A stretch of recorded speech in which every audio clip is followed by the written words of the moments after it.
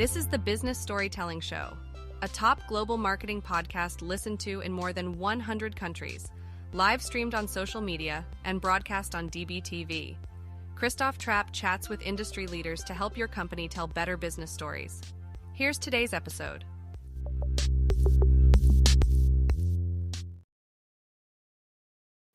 Episode 655, my friends. Thanks for joining me, the Business Storytelling Show. I'm Christoph Trapp, your host, and we want to talk about podcast promotion ideas.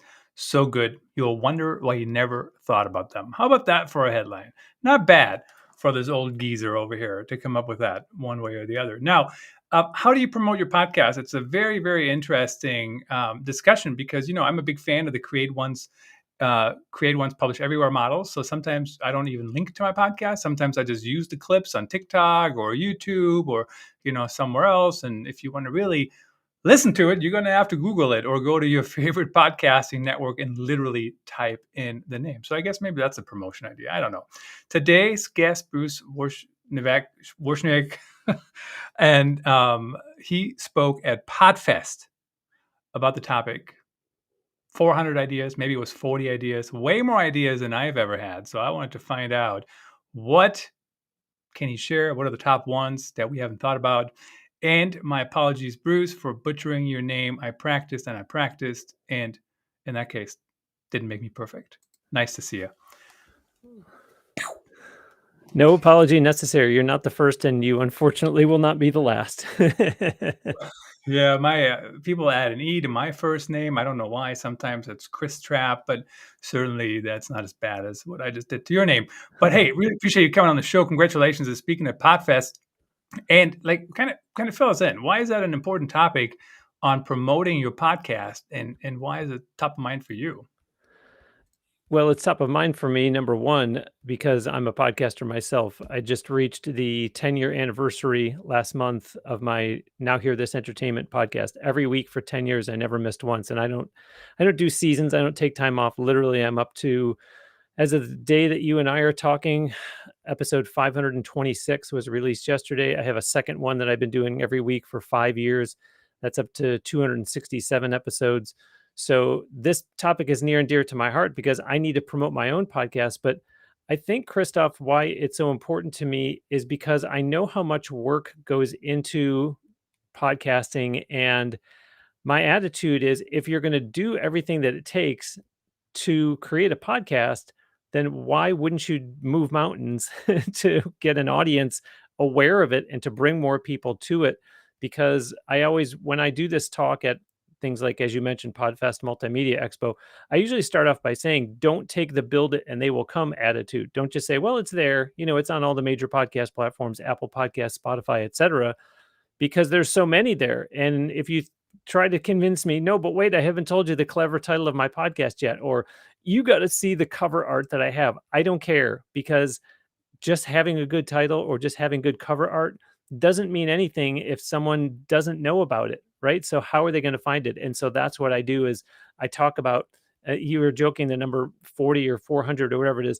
The talk that I gave at Podfest was called 20 plus ways to promote your podcast. And there's going to be people who watch this and who are going to say, oh, but he didn't mention X, he didn't mention Y, he didn't mention Z. And that's great that there are more, but it just gives you an idea that there's so many things to do, and not just social media.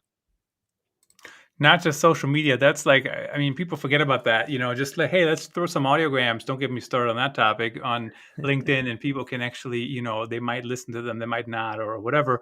And now we have video snippets, which I'm a much bigger fan of that. In 10 years, though, things must have changed quite a bit, right? How much has changed from when you first started? And I've been podcasting since, I don't know. Officially, probably this show has been around since 2019. And probably my first podcast was 2014, but certainly not on my own channels, just with clients and that kind of thing. But how much has changed? What's the different landscape today? I think what's changed for me personally is that when I first started Now Hear This Entertainment, I thought that it was just going to be a marketing tool that I was going to use for my business, because I'm a publicist. And at the time, the overwhelming majority, if not all of my clients, were in the music business. So I thought, well, let me do a music interviews podcast. And as much as I could sit in Tampa and, of course, interview people from anywhere, my thinking at the time was maybe there will be some listener in Minneapolis, Minnesota that hears me and says, wow, this Bruce guy really knows his stuff. Maybe he can manage and promote me from across the miles. And then over the years, as I watched podcasting become what it is today, as I watched my own podcast and the doors it was opening up, the opportunities that it was presenting, I thought, I don't know that this is really what I wanted it to be when I first started out. And that was a good thing. What I ended up finding out, Christoph, is that it was introducing me and getting me in front of people who I otherwise would have never gotten in front of before. People that I was having, my episodes are 45, 50, 55, sometimes 60 minutes long. So you're having a very substantial conversation with these people. And of course, there's the chit chat that goes on before you hit record.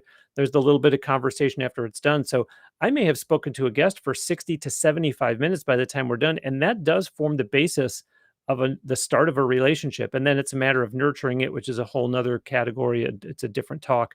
But, I saw that change. I saw this isn't just a way to get business, and it's not just a talk show. I didn't want it to be the same thing that everybody else was doing. And sure, in this day and age, there's tons and tons and tons of podcasts. And I always encourage people, don't look and say, oh, someone else is already doing this, because you have your own unique voice. You have your own opinions, your own experience. You have different things to say about it than the 9 or the 19 or the 99 other people that might be doing the same thing. So a lot of changes, but at the end of the day, it still boils down to, in 2024, what it was to me in 2014, something accessible that anybody can do. And all of a sudden you can get a message out to a much, much, much wider audience. What's interesting to me is, I've had some big names, including yourself on the show. And some of these people, they probably wouldn't talk to me if I were just to say, hey, you want to do a Zoom call and just chat? Let's talk how we can help each other, right? Like, oh my God, I get like 100 messages like that every single day.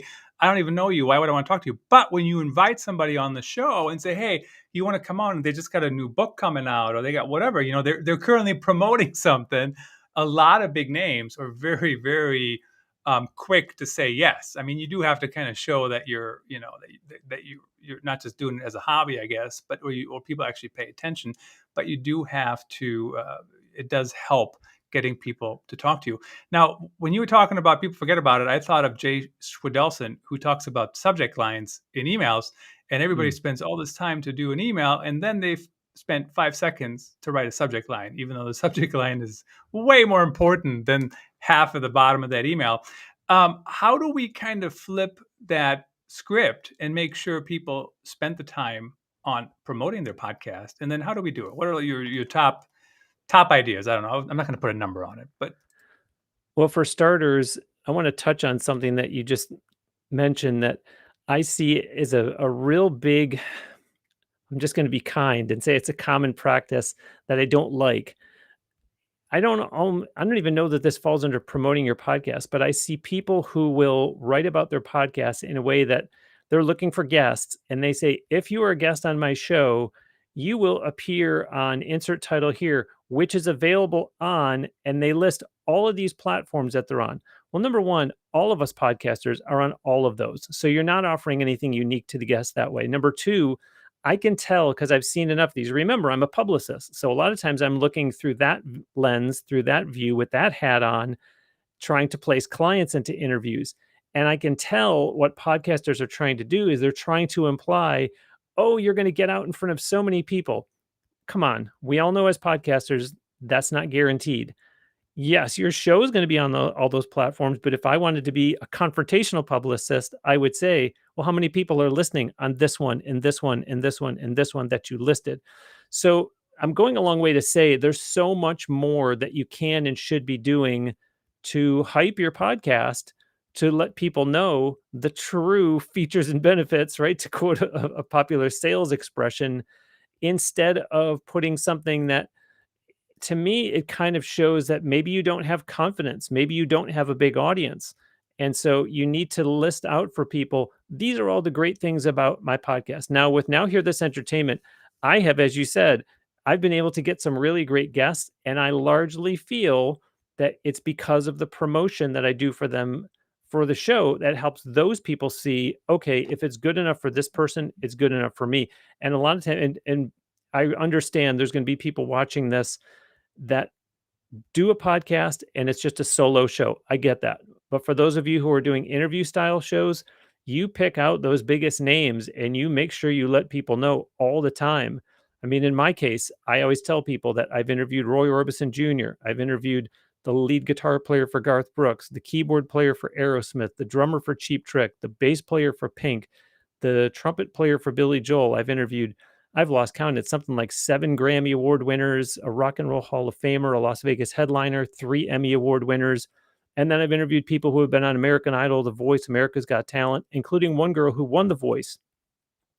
So now you probably, the audience, just heard me say all those and said, wow, I got to check out Now Hear This Entertainment. This guy gets some big guests. And that's the impact that you want to have on people that you're trying to reach with your podcast, is they hear that you are an expert in something. And this is how you convey that through your solo style podcast where you're just talking by yourself. Or you mentioned those guests like I just had. I also like to tout the fact that I have gotten listeners from 163 countries around the world over the years. I'm proud of the fact that I've never missed once in 10 years.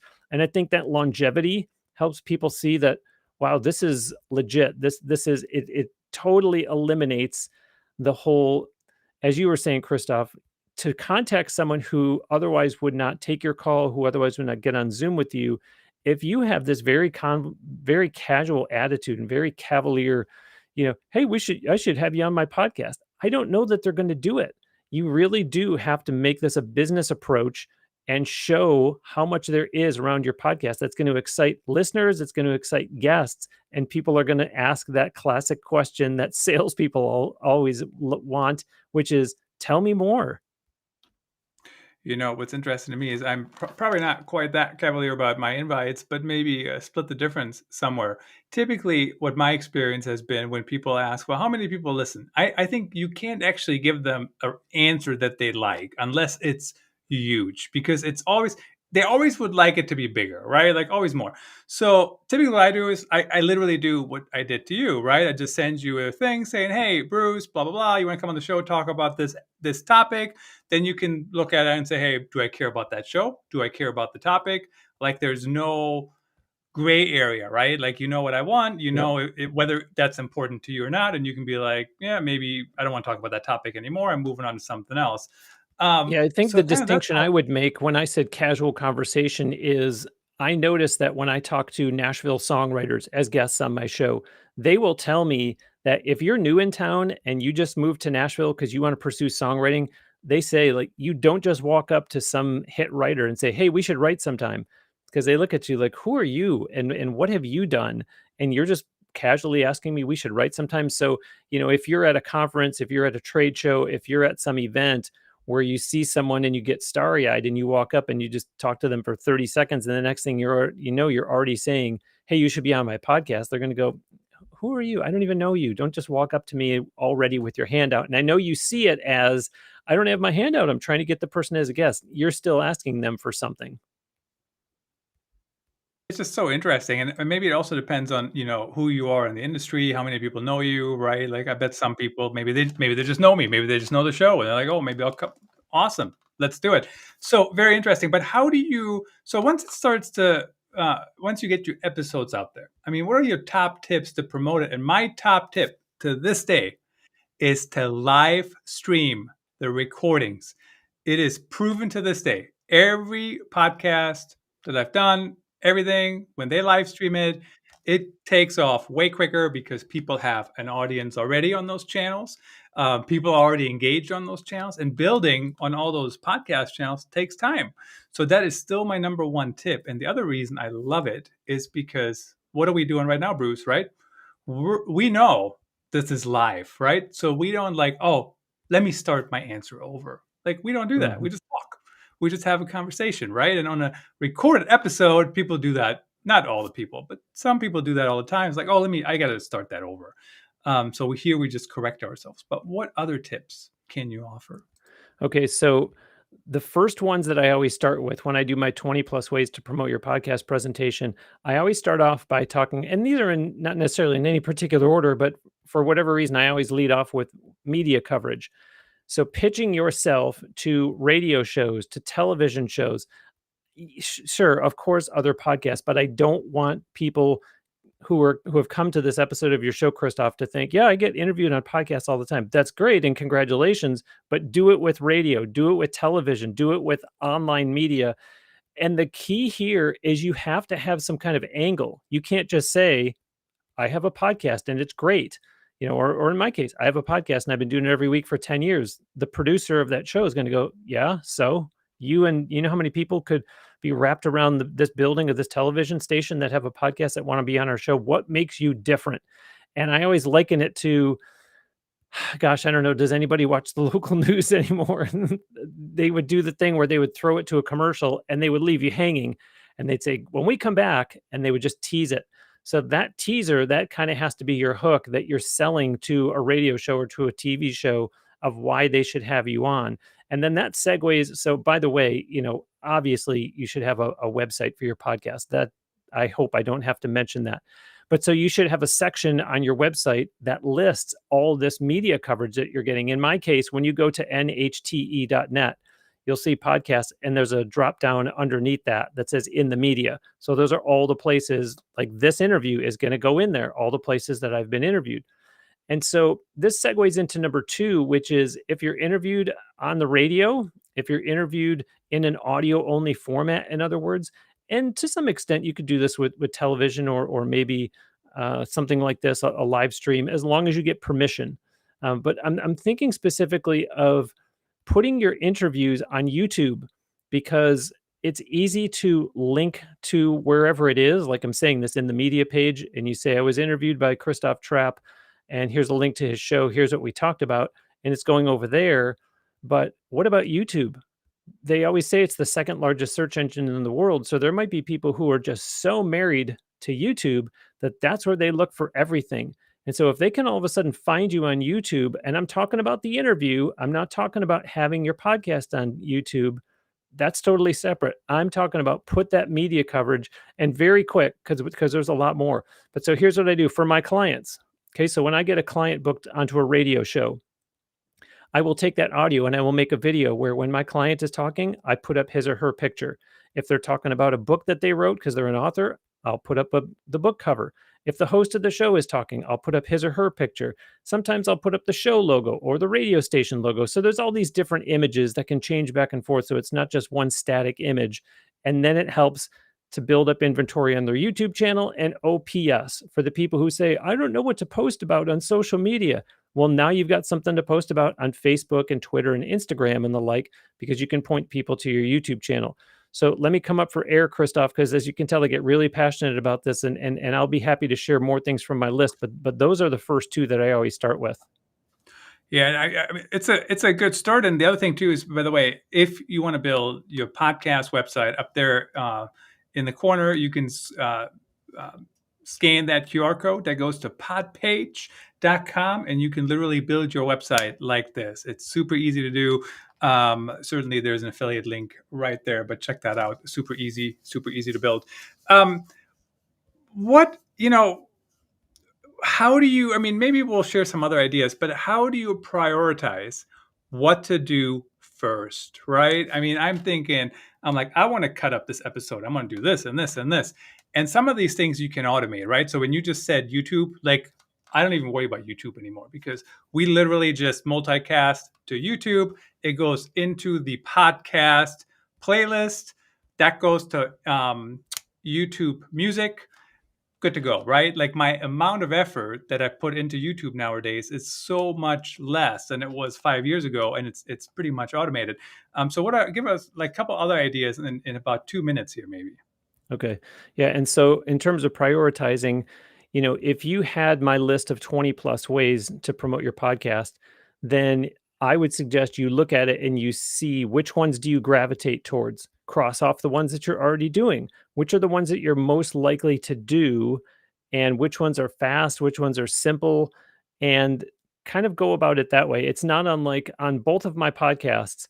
I do a clip at the very beginning. I start off both shows. They start off with coming up on today's show, and there's a compelling piece of audio from the guest that I hope will tease people into sticking around to hear. I got to hear that in context. I got to hear the whole story.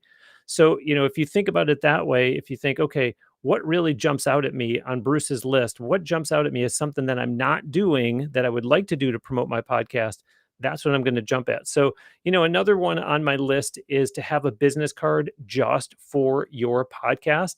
Because I'm amazed when I go to things like PodFest and people will hand me a business card for their 9 to 5 day job. And you get home from a conference and you're sifting through all the cards and you go, why do I have a card from somebody that works for Bank of America? I don't even bank with them. I don't understand what this is. And eventually it will come back to you. Oh, that was that guy who stopped me in the hallway that he had the kind of red shirt on. And I don't know what his podcast was. I mean, that you get so overwhelmed at the conferences. You got so many other cards.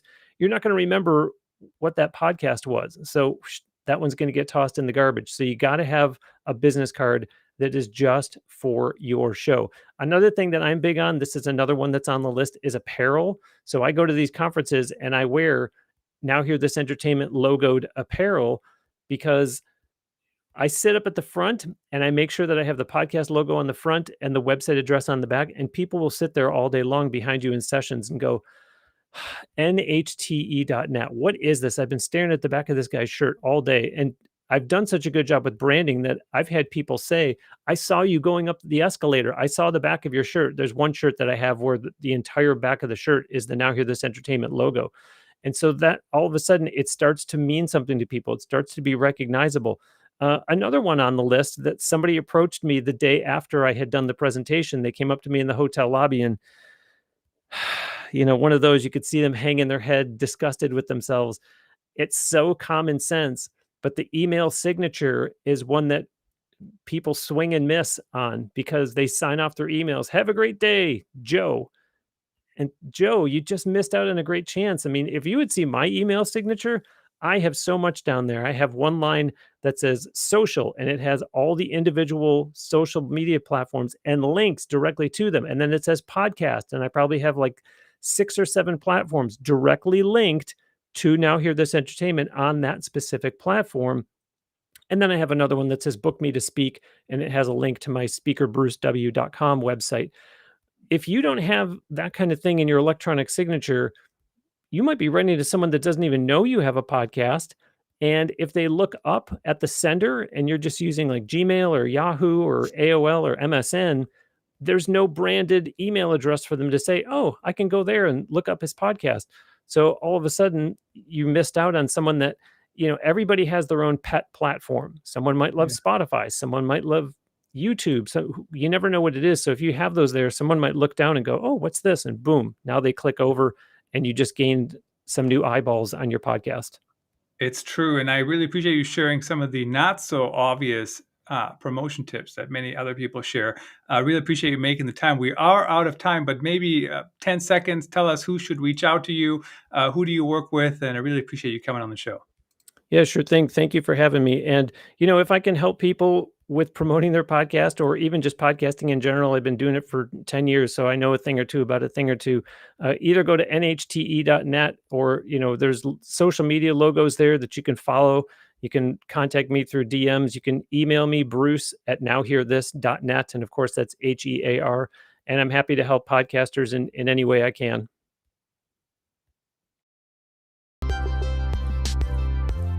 Thanks for tuning in. Please rate and review the Business Storytelling Show on your favorite podcast platform and subscribe so you don't miss the next episode. See you then.